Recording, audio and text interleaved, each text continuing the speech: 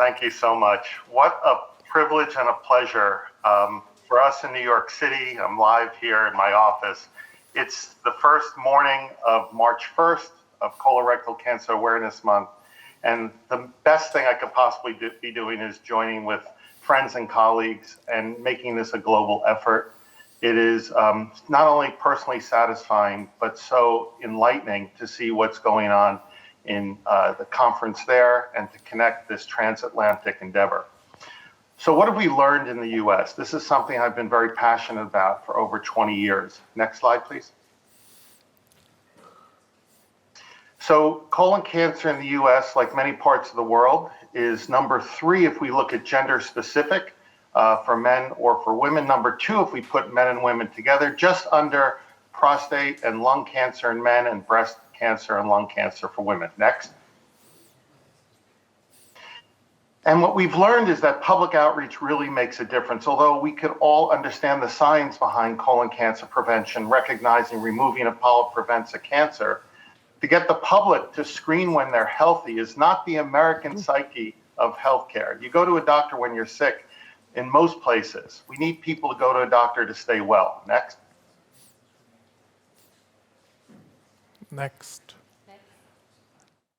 So many people aren't aware that Ronald Reagan actually had colon cancer in 1985. In fact, he had some symptoms of anemia, even had some microscopic blood in the stool while he was running, but they didn't screen him until he was in office in 85. His brother developed colon cancer. He was screened and found to have colon cancer 10 days later. He had an early stage, he had surgery, and this is in 85. 2 years later, the Berlin Wall came down. And so it's really amazing how history can place leaders in positions where when they get something, it creates a whole effort for people to say, if someone can get it that I recognize, maybe I can. Next. Well, this is the next big public awareness that happened with a celebrity. Jay Monahan on the left. Next. He was diagnosed with colon cancer in 97, over 10 years after Ronald Reagan, and he died just 9 months later. Katie Couric was one of the biggest newscasters in the media at the time, and she had brought Jay to the emergency room. I was the one who diagnosed him. And after he died, she came up to me and other physicians and said, what can you do about this terrible disease? It's so awful. It took my husband's life.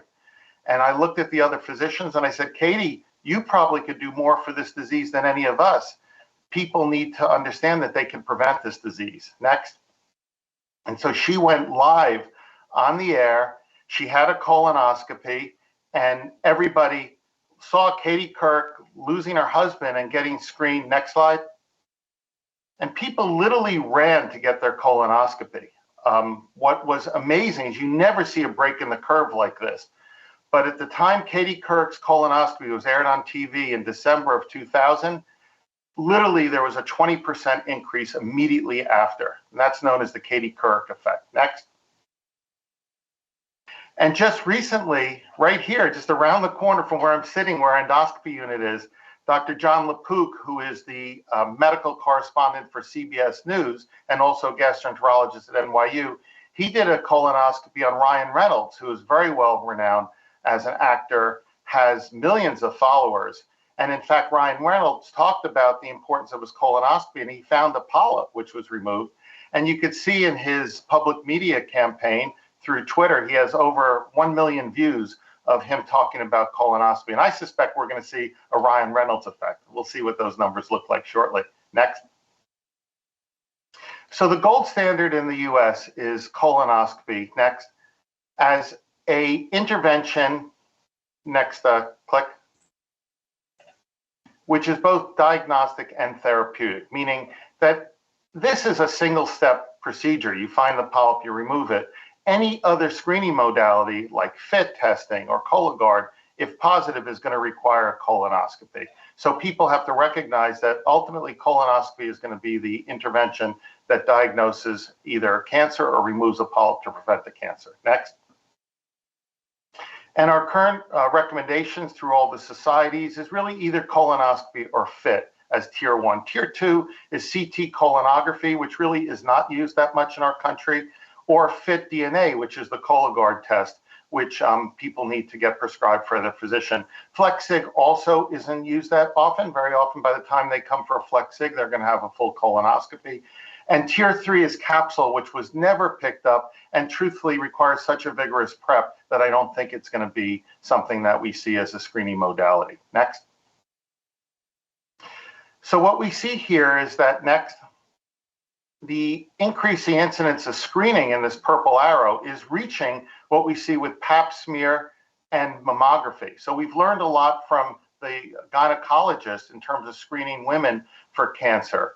And we've been doing really well over the past 20 years since both Ronald Reagan and Jay Monahan had been diagnosed with cancer. Next. Next. And we see a really significant drop in incidence and mortality in colorectal cancer in this country since about 1985, right about the same time Ronald Reagan was diagnosed with cancer. Next.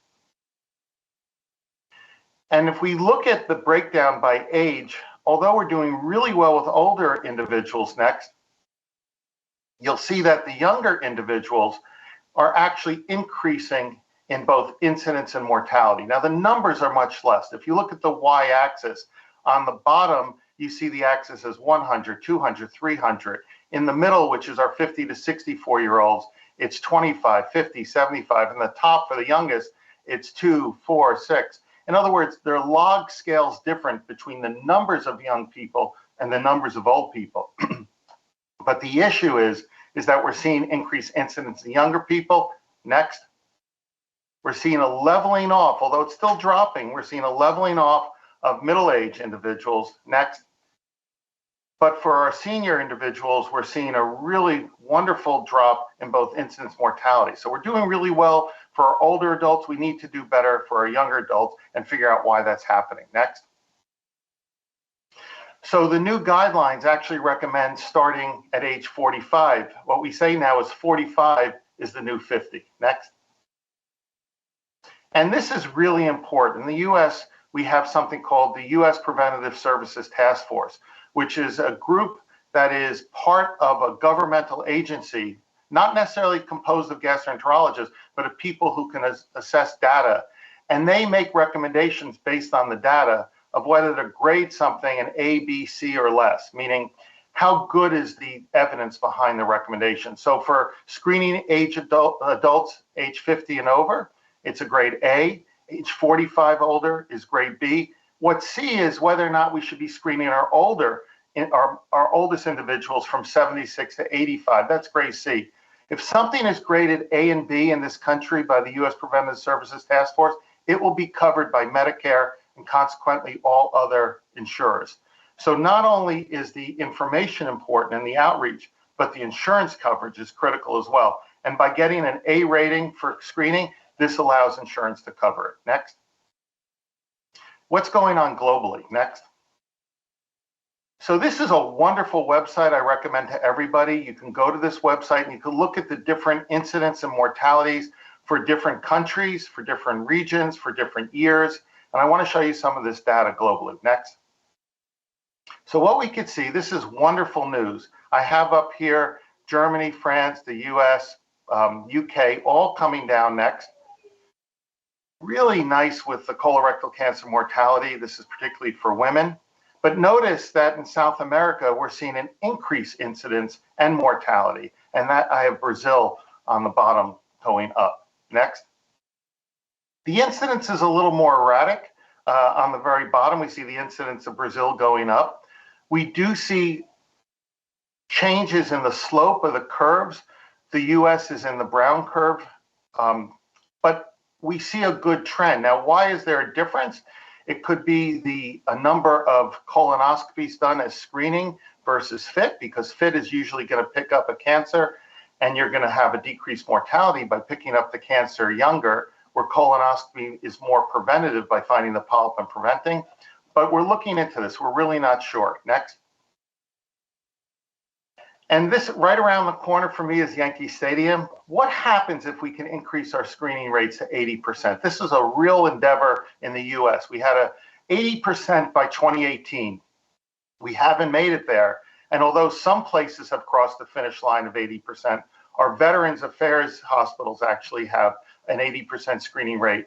Not everybody. So now we have what's called 80% in every community. But if we could get to 80% in the US by 2030, we would have 277,000 cases of colon cancer reduced and 200,000 cancer deaths reduced.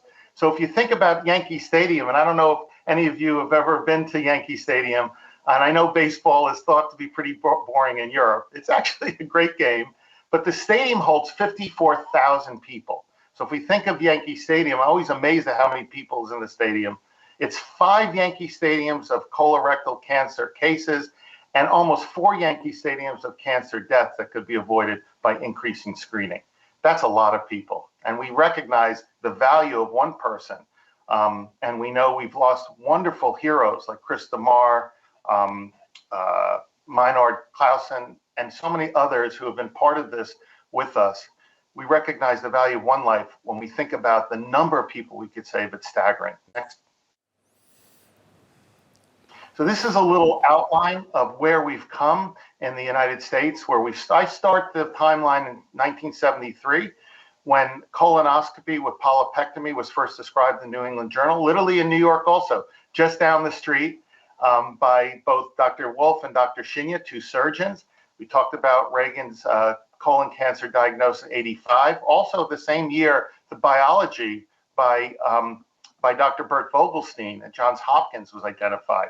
In 88, we recognized that screening with stool tests actually decreased mortality by about 1/3. And there's a 30-year follow-up that shows a decreased mortality, still about 30% for people screened with fecal occult blood testing with guaiac, which shows that even a simple test like stool testing makes a difference.